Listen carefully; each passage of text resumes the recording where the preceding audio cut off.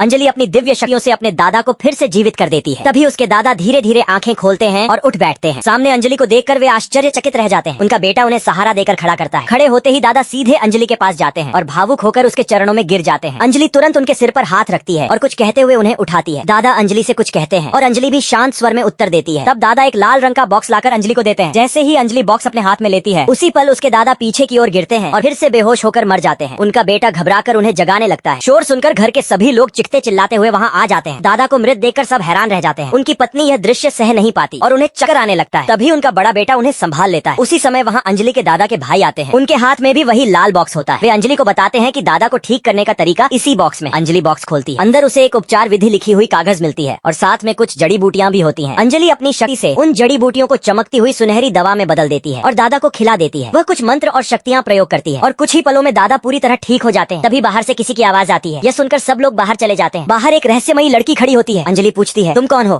वह लड़की अंजलि को धमकी देते हुए कुछ कहती है और फिर अचानक एक दिशा में घुटनों के बल बैठकर हाथ जोड़ती है, जैसे किसी को पुकार रही हो। तब जोरदार हंसी के साथ काला धुआं उठता है और एक भयानक इंसान में बदल जाता है। उसे देखकर सब लोग डर जाते हैं और अंजलि को बचाने के लिए उसके चारों ओर खड़े हो जाते हैं। वह आदमी कुछ बोलता है। तभी वह लड़की अंजलि की ओर उंगली दिखाकर कुछ कहती है। वह आदमी मुस्कुराते हुए कुछ बोलता है। तभी अंजलि आगे बढ़ती है। जैसे ही वह आदमी अंजलि को देखता है, वह डर और हैरानी से कांप जाता है। वह तुरंत अंजलि के सामने झुक जाता है और माफी मांगने लगता है। यह देखकर वहाँ मौजूद सभी लोग हैरान और स्तब्ध रह जाते हैं। सब आपस में बातें करने लगते हैं। अंजलि आखिर है कौन? इसके सामने इतना शक्तिशाली इंसान क्यों झुक रहा है? वह लड़की गुस्से में उस आदमी से कहती है, आप इसके कदमों में क्यों झुक रहे हैं? ये तो एक मामूली लड़की है, और उसे उठाने की कोशिश करती है। तभी वह आदमी गुस्से में उसे धक्का देकर रोक देता है और कुछ कठोर शब्द कहता है। फिर वह अंजलि से फिर से माफी मांगता है। अंजलि शांत स्वर में कहती है, नहीं। तभी सभी लोग अंजलि से कहते हैं, माफ कर दो, अब ये दोबारा ऐसी गलती नहीं करेगा। अंजलि कुछ पल सोचकर उसे माफ कर देती है। वह आदमी खुश हो जाता है और देखते ही देखते काले धुएं में बदलकर वहाँ से चला जाता है। ऐसी ही रहस्यमयी और दमदार कहानियों के लिए लाइक करें, शेयर करें, चैनल को सब्सक्राइब करना न भूलें।